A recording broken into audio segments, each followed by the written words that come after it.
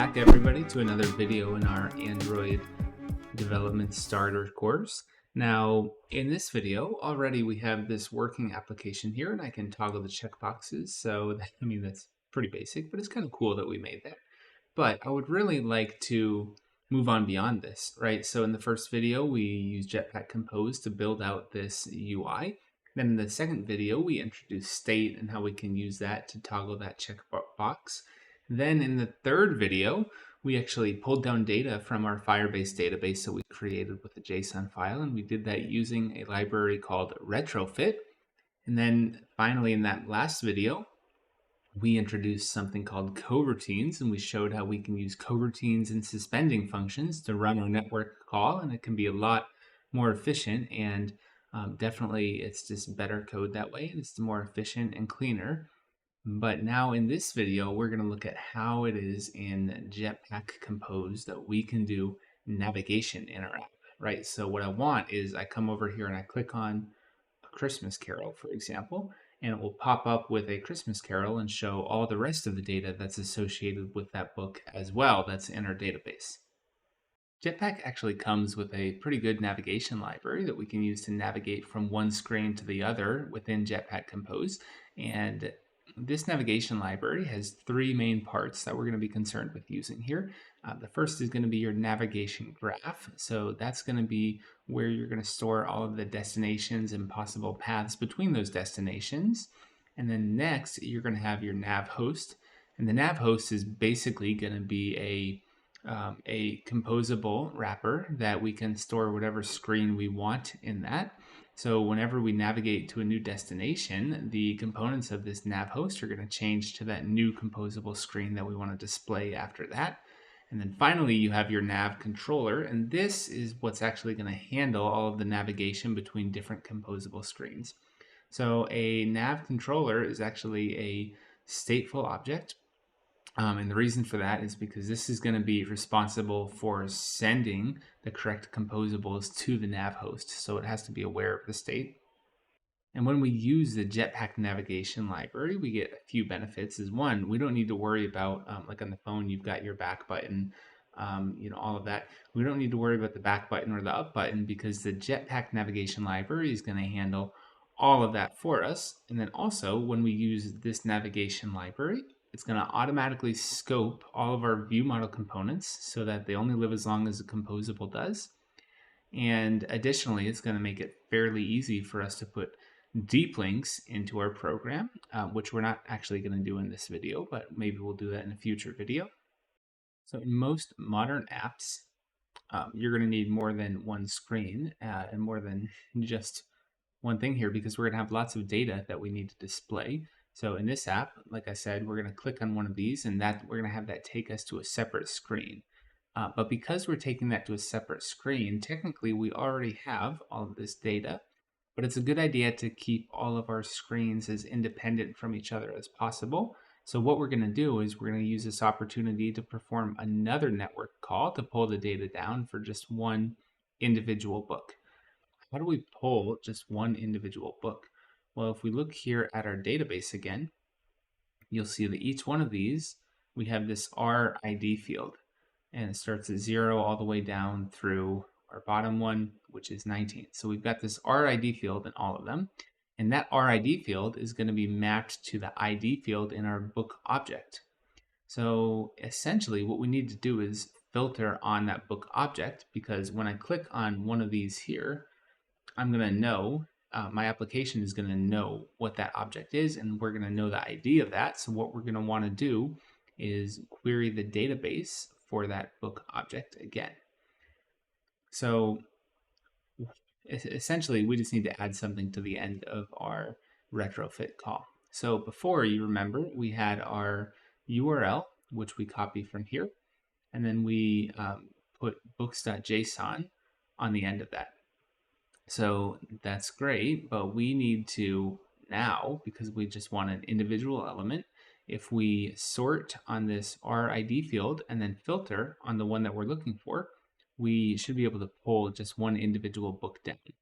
So there's two different things that we can add to the end of our URL. The first one is order by, and that's going to be order by RID. And then the second one is going to be equal to, and then we're going to hand it our number. So, for example, if I come in here and after the JSON, if I put a question mark and then order by, and I set that equal to RID, and then after that, we use this ampersand for an and sign and say equal to, and let's just say I want number 5. Well, you'll see right here we get an error, index not defined. And it's saying basically this RID is not defined, this field is not defined as a field that we're allowed to index on. Now, this isn't that big of a deal. All it means is we need to come back to our database, come into the rules, and we need to edit this and add one right after the right field. So let's just add a rule to this. And essentially this new rule is going to allow us to index on this RID field within the books. So books, and then within these brackets, we're going to do dot index on, and then a colon after that, and then in square brackets, we do the name of the field that we want to index on.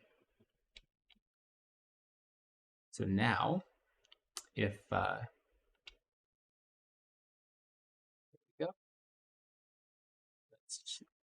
let's just get the spacing right here.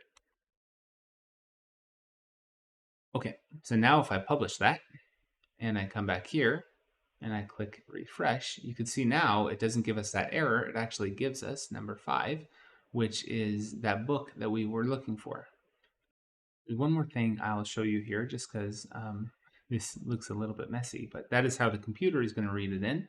But if we want to read it, we can add a print pretty to the end of that. So all we have to do is do ampersand and then print equals pretty. And it's going to write it out in a format that's much easier for us as humans to read. So that's all we need in the database. I'm going to get rid of that. Now we need to define a HTTP request in our API interface for just a single element. So come on over to your Books API, and in here, here's our response that returns our entire list of books, but we need a separate one down here. So there's going to be another GET request, and we're going to do books.json, and then after that, we do a question mark, order by, just like we did in the URL in the browser, and we're going to give it the RID and quotes around that, and of course we have to escape those quotes. That's what these slashes are for. So that's all we need up there. And then down here, this needs to be a suspending function because we're calling it we're making a network call within it. So definitely a suspending function, so we can call it from a coroutine, and then get book. And then in here, we're going to have a query, and we're going to query on equal to, which is the second part of that URL. I'll show you again here real quick. We've got order by RID, which is what we added first, and then also equal to and 5, but really that's just going to be your ID number. So here our query is going to be, we're going to query on equal to, and that's going to be an ID of type int. But what should our return type be here? So you might expect this to return a book, because up here we're returning a list of books. So if we want just one element out of that, we would expect just a single book, but that's actually not quite right. So let's look again at our browser where we had that JSON file that we pulled up. And here, you can see here, we have our book object, which is all of that data. That's going to map nicely to our book object in the Kotlin code. And then above that, you have, so that book object is all within the brackets there. And then you have a string, which is the number 5, and a colon.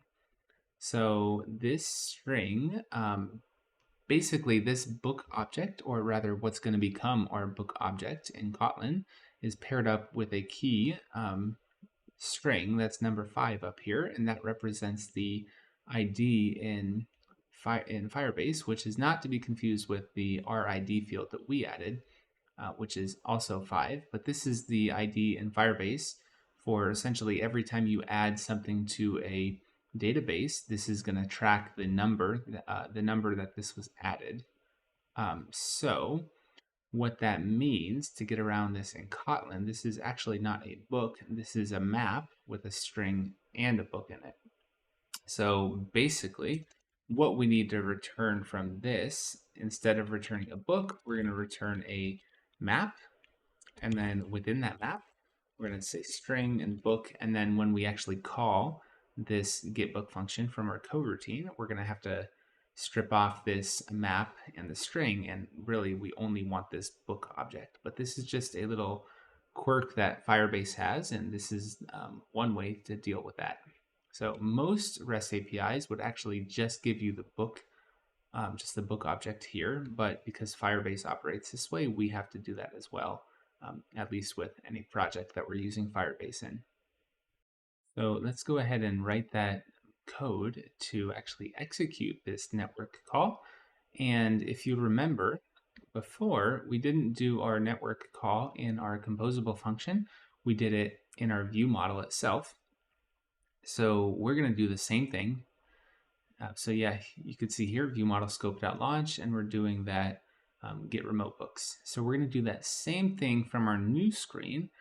The difference is we don't want to use the same view model because we want this view model's lifecycle to be tied to our other screen. So I'm going to make a new view model. So come over to your project window, click on your top level file, do new, Kotlin class or file, and we're going to name this book details view model.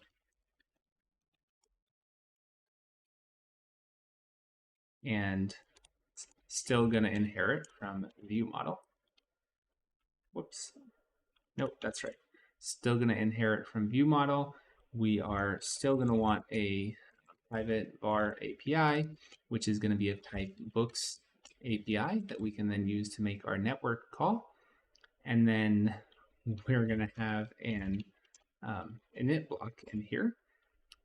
And basically, I'm just going to copy the code from this init block, except that getBooks line. I'm going to copy all of this code and use that, which is our retrofit builder and our JSON converter to deserialize it and then to run that network call. I am going to copy it into this init block. And I know that we don't necessarily want repeated code in our project here, but that's something that we'll worry about later. And when we get to Dagger Hilt dependency injection, we can get rid of all of this copied and pasted repeated code and clean up our code a little bit more here. But for now, I'm just going to do it like this. Now in here, I'm going to add a function down here so that we can actually do our network call. We are going to say private suspend, and again, it's a suspending function because we're going to be calling this from a coroutine because we want to run the network call asynchronously using the dispatchers.io dispatcher. So private suspend fun get remote book, and this is going to take in a ID variable, which is going to be an integer. That's what we're going to use to map it to our ID in the database. And this should return a book back to us. So within here, we're simply going to return with context, and the context is going to be dispatchers.io. And then we're going to say val map wrapper equals API dot get book ID. And then after that, we're going to return at with context map wrapper dot values dot first. So make sure to import everything here. And then what this map wrapper is, that's going to be the map that we get back from our book. So if you remember in the API, we said we're going to get a map with a string and a book. So basically what's going on here is it's going to turn that back, and then the first value in this map is going to be your string book pair. So the first element is just going to give you that book. And because we only have one element in this, we can just simply use first for that. We need to store this book that comes back somewhere. So let's store that in a state variable. So val state equals mutable state of. And for this, what I'm actually going to do is I'm going to say a book, but not just any book. Specifically, I'm going to say a nullable book, and we're going to set that initially equal to null because the value of that is going to come when we actually make that network call. So we don't have that before we do that. And then down here, let's actually, let's just go ahead and make that network call so that we don't have to worry about not having that value anymore. So this is again going to be a private fun get book, and this is going to be an ID. We're going to take in our ID integer, and we're not returning anything because here we're simply assigning that book to our state variable. So in here, view model scope dot launch, and then inside of that, we're going to say val book equals get remote book. And then finally, we're going to set our state.value equal to that book. And here we have to pass it our ID variable. So that's all that we'll need for that. We could just come right up here and call that function, but what do we pass it for the ID? Well, we don't really know yet because that ID is going to be dependent on what book the user clicks on. So for now, I'm just going to put number 5 there just so that we can, I'm going to hard code number 5 there just so the code will run, but we'll come back and fix that later. But down here, there's one more thing we want to do. We want to add error handling to this as well. So up at the top, let's create a error handling variable. Private val error handler equals coroutine exception handler. And I'm going to do the one with the trailing lambda block. We're going to do a underscore e, and we're going to set that equal to e dot print stack trace. That's all we're going to do if we have an error. So now what we do is we copy that error handler name, and we come down to where we're actually launching our view model scope.launch. We're going to pass that as a parameter into that. Our next step is going to be to go ahead and create our next composable screen. So come back over to your project window, right click on the top level, new, Kotlin class or file, and this is going to be a file, and we're going to name this one book details screen. Now within here, all we're going to have is essentially a composable function to hold just our single book details display. So at composable fun book details screen. So this composable function is basically going to be our top level screen here, and we're going to need to make that network call. So we need a view model. So val view model, and that's going to be book details view model, and set that equal to view model.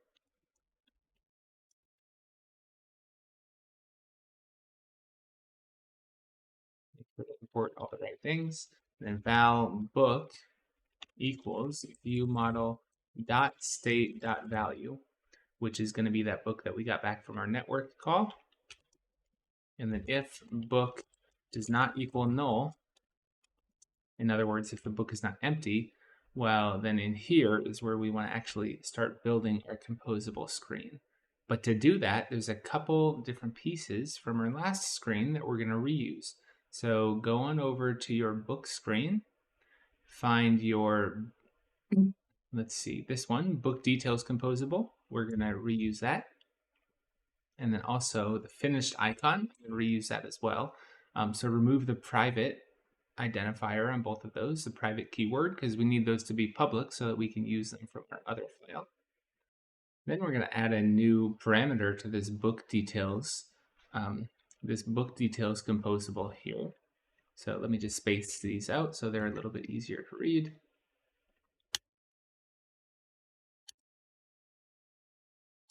So right now we've got our title, our author, and our modifier. I am also going to pass in a horizontal alignment. So horizontal alignment, and that's going to be of type alignment dot horizontal, and I'm going to set that equal to alignment dot, whoops, not that one, alignment dot start. And then once I have that parameter, I'm going to propagate that down into my column. So instead of just having a modifier in my column now, I'm going to add this same horizontal alignment to that as well. Horizontal alignment equals just that same one that we pass in up top as a parameter. So what that is going to allow us to do is we're defaulting to start here, which as you can see, they are all aligning horizontally at the start. But because we have this that we're passing in, we've essentially exposed our horizontal alignment of our column to our book details function. So now when I come out of here and come back over to my book details screen and I need to actually call that composable again within here, I can change the alignment on that. So even though I'm reusing the same composable, because we have that alignment parameter, I can have it aligned differently so it can look different within my app. Let's go ahead and do that. Inside of that if statement, we need a val icon, and we're going to set that equal to if book dot finished and icons dot default dot check. We're going to use the same icon that we use in our other UI here.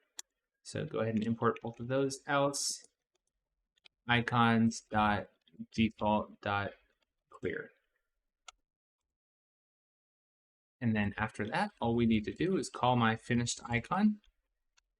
Now within the finished icon composable function, we're going to pass our icon, we're going to pass a modifier, and I'm going to pass it just some padding values. Import my modifier.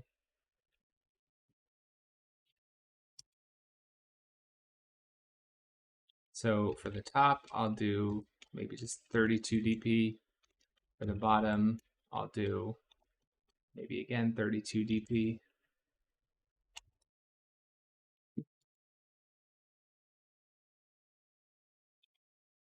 Here, actually, I'm gonna, just to make it more clear and to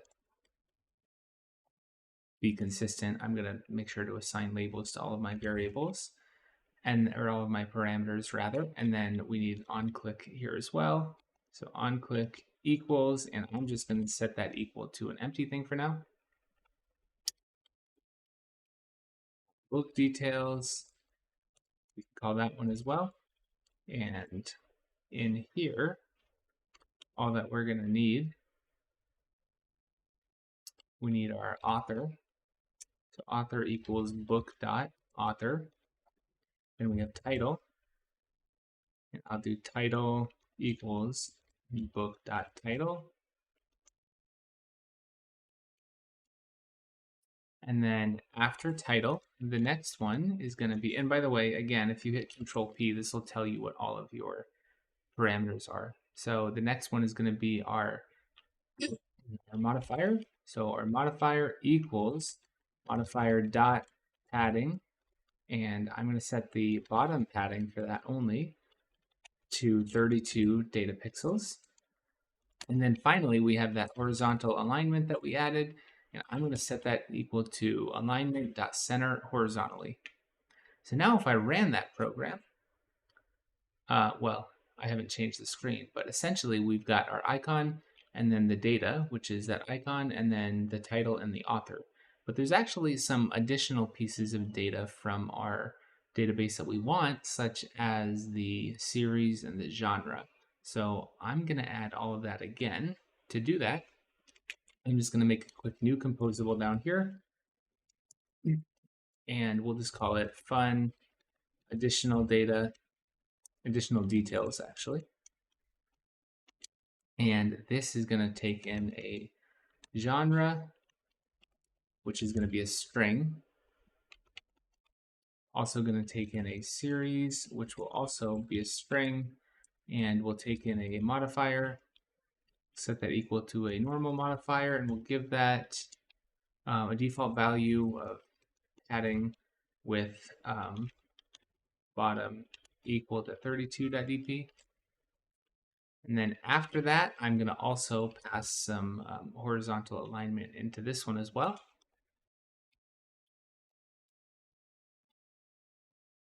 So horizontal alignment, and that's going to be of type alignment dot horizontal. Set it equal to alignment dot center horizontally. That's just going to be our default value. Now we need a block on here, obviously. So within here, I'm going to do a composition local provider, just like we did before, so we can gray out the text a little bit. And in there, I'm going to set our context equals local content alpha provides content alpha dot medium, and that's again just to gray out the text in here just a little bit.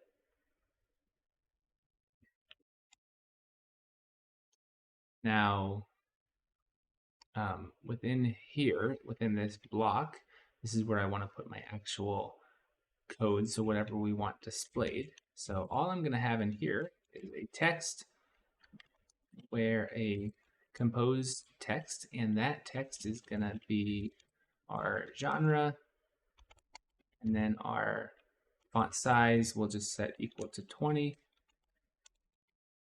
SP. And then once we have that, we need another text. And again, this is just going to be text equals series. But actually here, our series is a nullable string, because if there is no series, which some of these books don't have one, we want that to be nullable.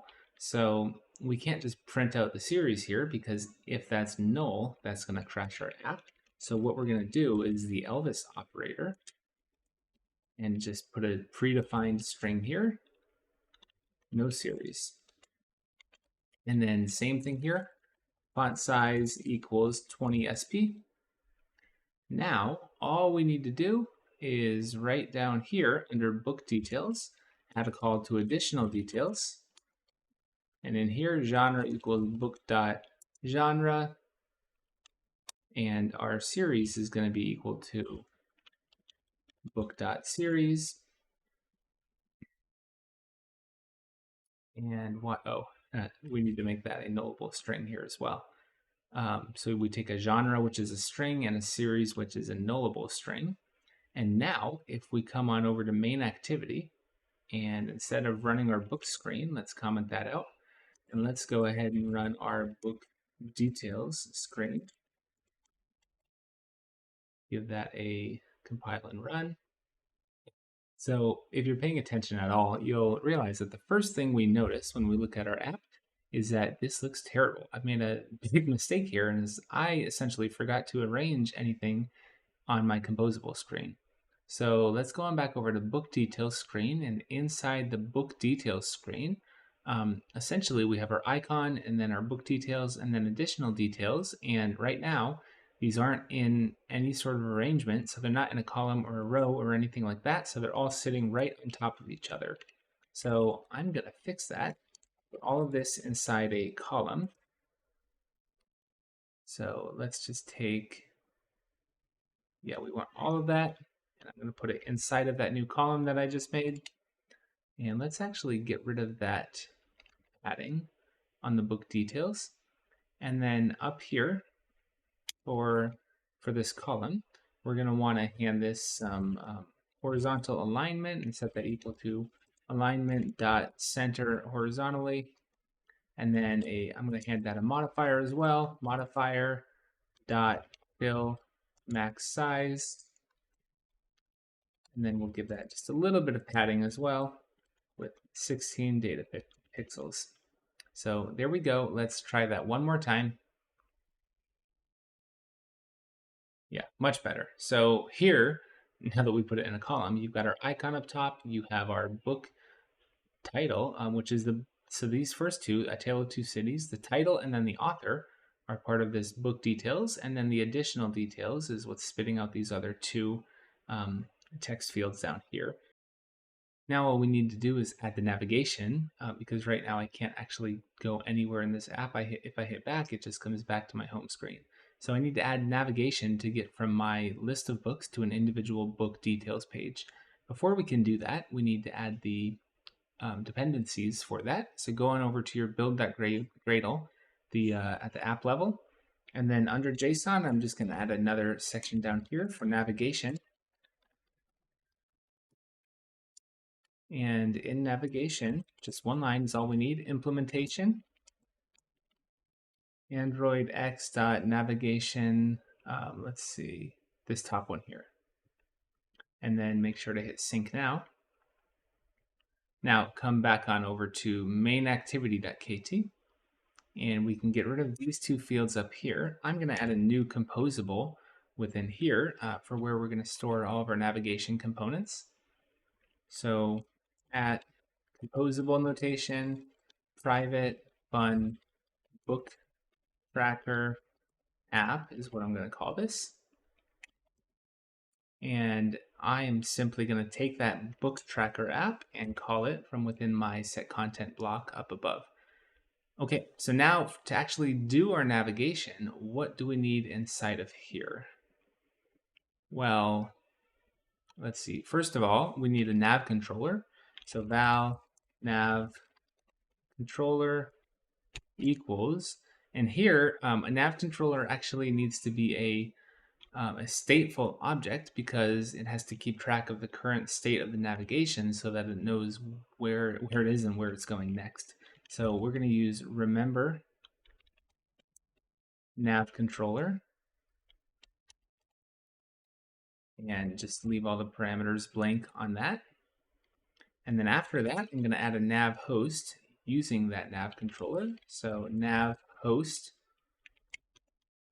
and in there we're going to pass it that nav controller for one of the parameters, and then you also need to pass it a start destination. And we're just going to leave that equal to an empty string right now. And the reason that we're leaving that just as an empty string is because that is actually the going to be the name of the route that we want to start at, but we haven't defined the routes yet. So within this trailing lambda block on our nav host, you can see it says nav graph builder. So this is essentially where we're going to build our navigation graph so that our app can know how to navigate between all of the screens. So in here, let's go ahead and define our first route. So composable, and it's just route equals, and I'm going to call this one books because this is going to be for our list of books. And in there, I'm just going to call book screen. So we've defined our first route here, and we've set it equal to books, and then we've now set it equal to the book screen composable function that we have. So that should work. And if I run my app now, it'll start on that book screen again.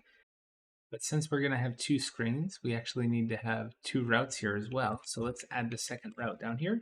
Composable route equals, and this is going to be equal to books slash, and then in here, I need to tell it the number of the ID that we're going to. And we don't want to make a separate one for every single element that we have. So instead, what we're going to do is inside brackets, we're going to put book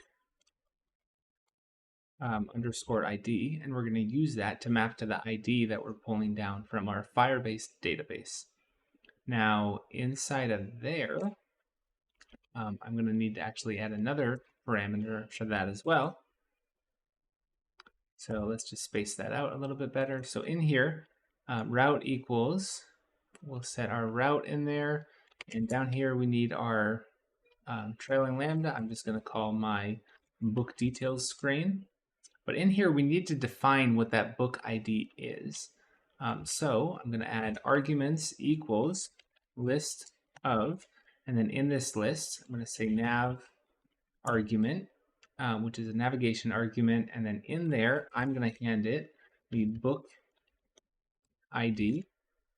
And once we do that, I need to then tell this that the type of that argument is a nav type int type. So what all of that code means is essentially when I have that placeholder in my route, that this is actually going to be an int that we're going to be passing into that route whenever we call it.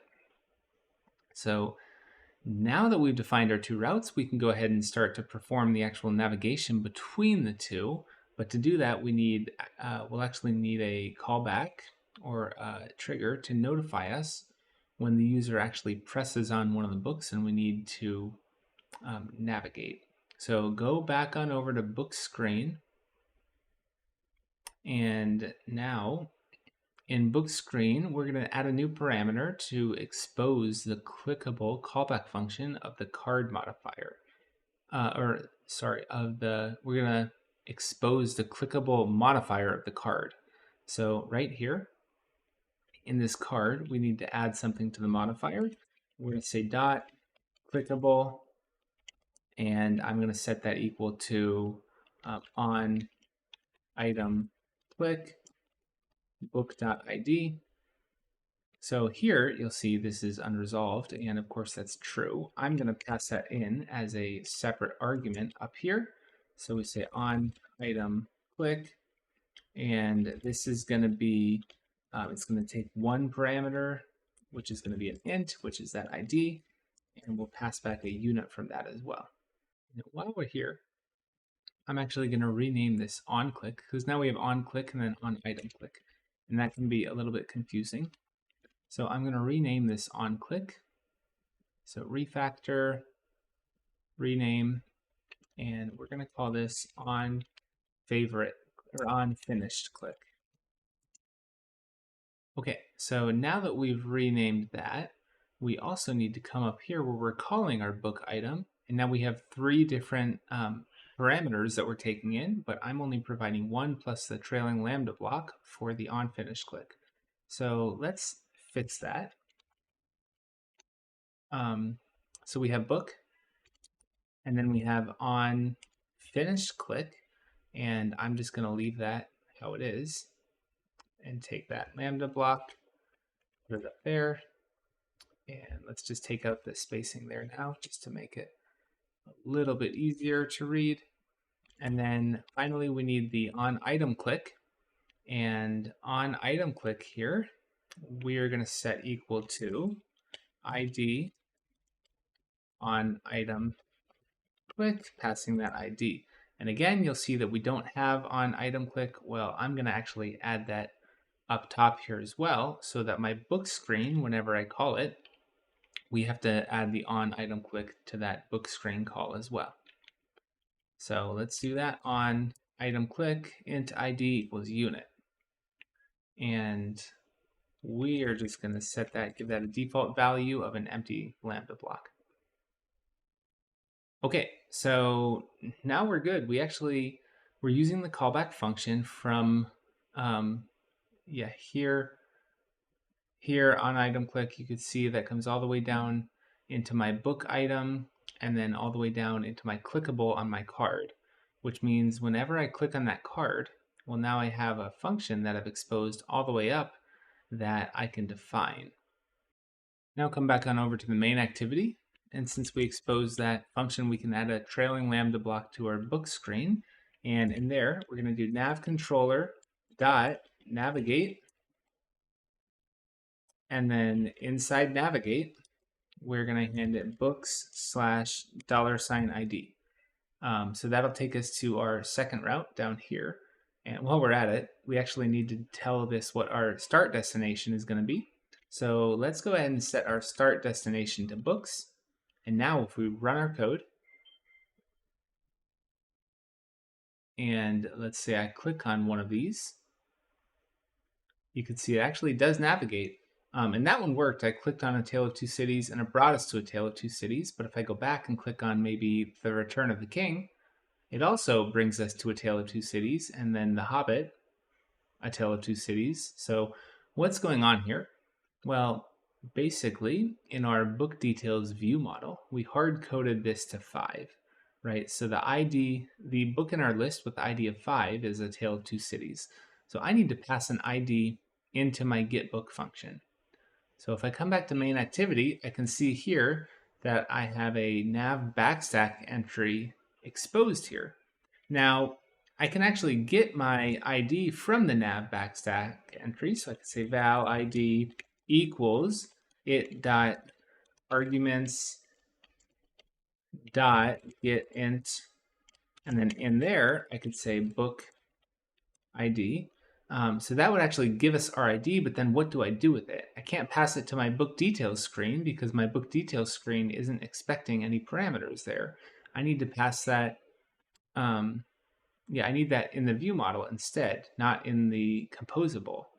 So there's actually, we're actually quite lucky here. This nav backstack entry is actually going to save all of these arguments inside of our state handle. So all we need to do is add a saved state handle to our view model, and then we can use that to get the data to pass it on into this getBook function. So let's go ahead and do that.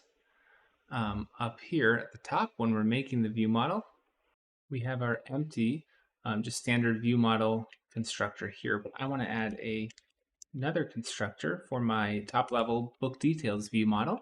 And in here, I'm going to say private val state handle, set that equal to a saved state handle. And now, down in my init block, I can actually get the ID that I want. So I could say val ID equals state handle dot get int, and in here, just quotes book ID. And just to be safe, let's give that an Elvis operator and a 0 in case nothing comes back. Because it's possible that if our network call fails, that's gonna be null. So now, if I run that app again, and if I click on maybe one of these books, The Two Towers, it comes back to Tale of Two Cities. Oh, this always happens, is you make mistakes and then you got to go back and fix them. Here, in our case, we're getting the ID. We're not actually passing it into the program, or into the getBook function, so we have to do that. Run that again. Now click on one. Okay, and now we've crashed our program. So that part's right. Let's go back to main activity. And what have we changed? Let's see, we added this ICC. So we added this trailing lambda block, and we've got our nav controller, navigate, books, and then ID. But up here it says it, which is an integer. We actually need to assign that to our ID variable. So ID, and then pass it down to our block. And now if we run that, hopefully everything should be good. So this usually happens is you get all the way to the end and you hit compile and you run into bugs like that. So there we go. You click on The Hobbit and The Hobbit comes up. Go back, you click on A Tale of Two Cities and A Tale of Two Cities comes up.